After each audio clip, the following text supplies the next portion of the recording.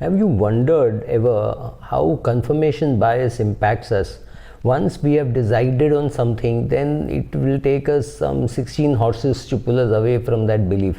And I'm going to talk about not just investment beliefs, but it happens in real life also. We believe in some theories, and the more the evidence that is provided to us, against our theories, the more strongly we believe, saying that data has been manipulated. Take any case. Take the case of there are a lot of people who believe that President Barack Obama is an African and he's a Muslim, or he's both African Muslim, right? So giving any amount of birth certificates didn't help, because there is this theory which says, oh, he is a Muslim from Africa, right?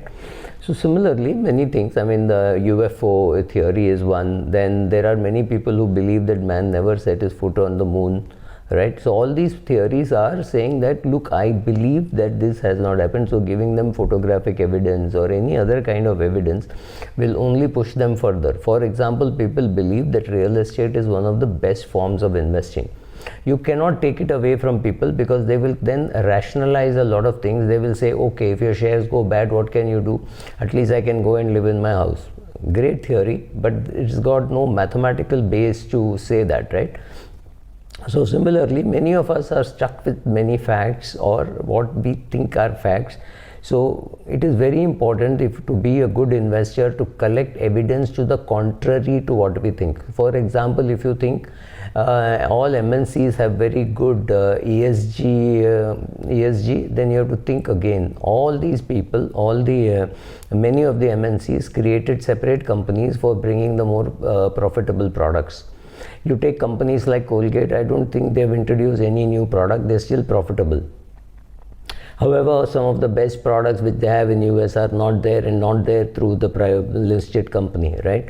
So many of our theories have to be tested. I'm not saying therefore Colgate is a good buy or a good sell. I'm just saying that many of the theories in our head have to be checked against true evidence. So if you think you have made money in real estate over the last 4, 5 years, 10 years, 20 years, whatever, I am not here to argue for or against it. Just put it in an Excel sheet, put all your costs, put all the society charges, reduce the rent, or vice versa, put all the rent, reduce all the charges. So see how much net you have got, and see what is the return that you have got. You are not answerable to me, neither am I answerable to you, right? So if I think I can't make money in real estate, that's my belief. If you think you can make money in real estate, that's your belief.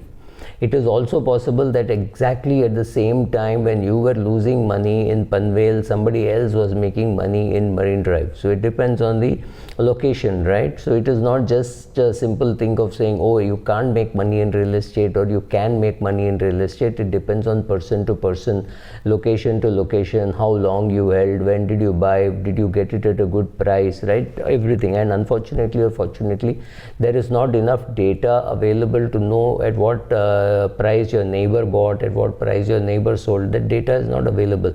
There is absolutely no data capture for real estate. So you can believe what you believe, sorry, and I can believe what I believe, but still put it in an Excel sheet and then make sure that the data is analyzed and see what answers you are getting. That is more important.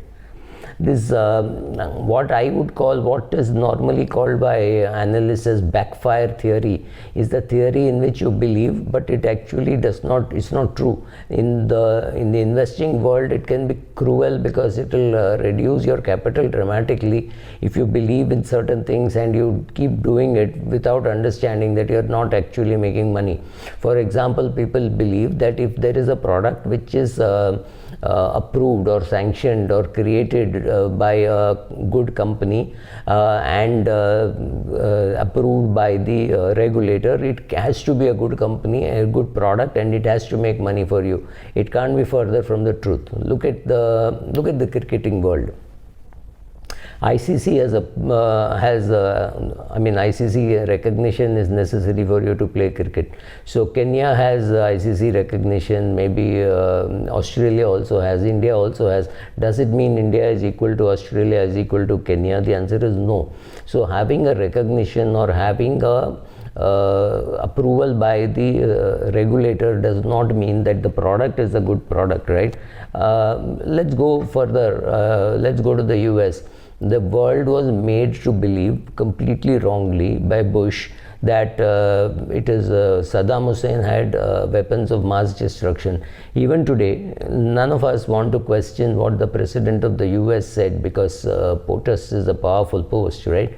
So again, they are coming out with amazing theories about the Ukraine-Russia war, which is actually maybe a war by Russia to prove that the Americans don't have the strength which they claim to have, and that the dollar is not as strong as it was, or it is claimed to be, right? So again, you do not know what theories are being tested, and you do not know how to react to your portfolio.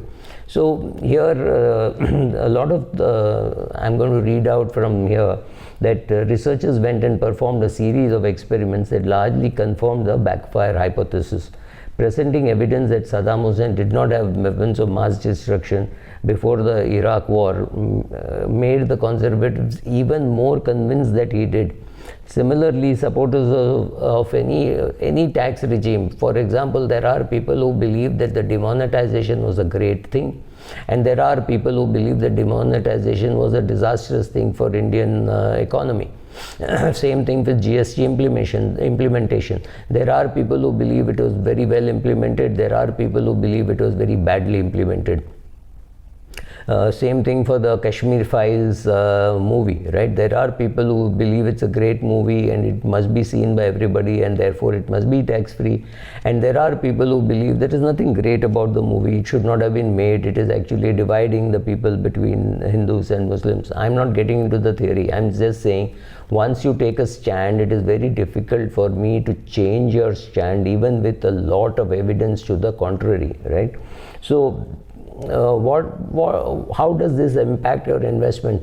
Go and look at every investment of yours and see whether there is some bias operating in that. Go and do an analysis. What is the return that you are getting? What is the return in terms of dividend plus capital appreciation? You may be amazed to see that a Colgate is underperforming the index, or a Nestle is underperforming the index for the last 2 years.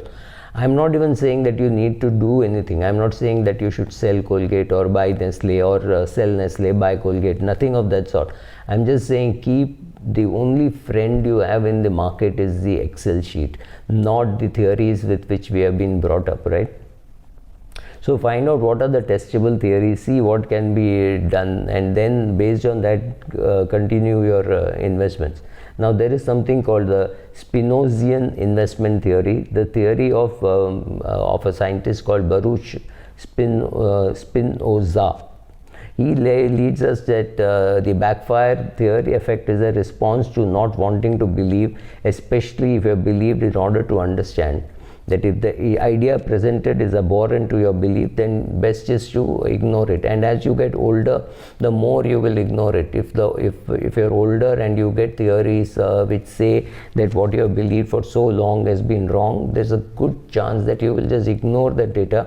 Because many people who, as and when we get older, we don't want to believe some of those things, because it is going to shake what we have been believing for the last 20, 30, 40, 50 years, whatever you have been investing, right?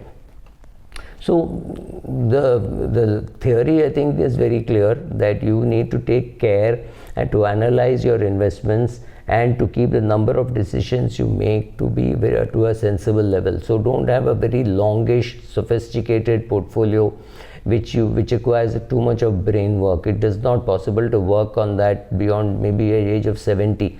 If you want to be more conservative, make it 65. So try to simplify your portfolio, because your mind will keep resisting. It will keep saying that X is a good businessman, Y is a good businessman, which may not be true.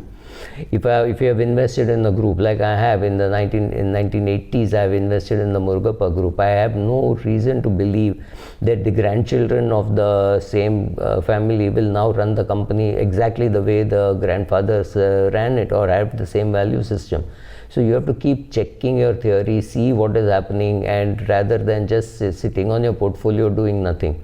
So play an active role. Understand that your mind traps yourself into believing anything that you wanted to believe for a long period of time.